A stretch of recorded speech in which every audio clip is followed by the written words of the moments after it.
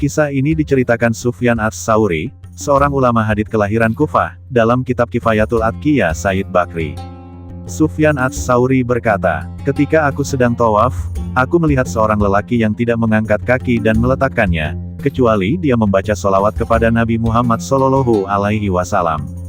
Kemudian aku berkata padanya, wahai orang yang tawaf, sesungguhnya engkau meninggalkan bacaan tasbih dan tahlil, dan engkau terus-menerus membaca sholawat, adakah kisah di balik semua ini? Orang itu berkata, siapakah dirimu? Semoga Allah mengampunimu. Aku Sufyan ats-Tsauri, jawabku.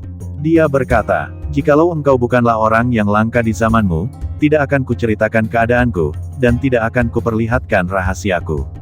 Kemudian dia bercerita, aku keluar bersama ayahku menuju Baitullah untuk melaksanakan ibadah haji.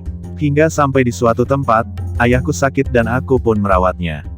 Namun sakitnya bertambah parah dan ayahku tidak tertolong. Ia meninggal dunia, perlahan terlihat wajahnya menghitam. Aku pun mengucapkan, innalillahi wa inna ilaihi rojiun. Kemudian kutarik sarungnya ke atas untuk menutupi wajahnya. Aku terdiam sambil menungguinya. Di saat yang sama, aku merasa sangat mengantuk dan tidak sengaja aku tertidur. Dalam tidur, aku melihat ada seorang lelaki yang belum pernah kulihat ada yang lebih tampan darinya, juga tidak lebih bersih bajunya dan wangi aromanya. Dia melangkah hingga mendekati ayahku, lalu dia membuka sarung yang menutupi wajahnya, mengusapkan tangannya pada wajah ayahku, dan seketika itu pula wajah ayahku pun berubah menjadi putih bersih. Kemudian dia berpaling hendak beranjak pergi, namun aku pegangi bajunya dan berkata, siapakah Anda? Semoga Allah merahmatimu. Allah telah memberikan anugerah denganmu terhadap ayahku di tempat yang asing ini.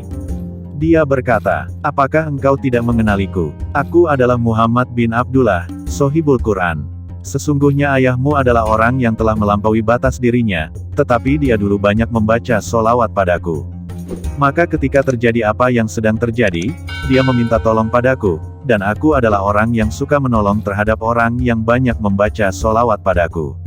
Kemudian aku terbangun, dan wajah ayahku sudah berubah menjadi putih bersih. Wallahu a'lam.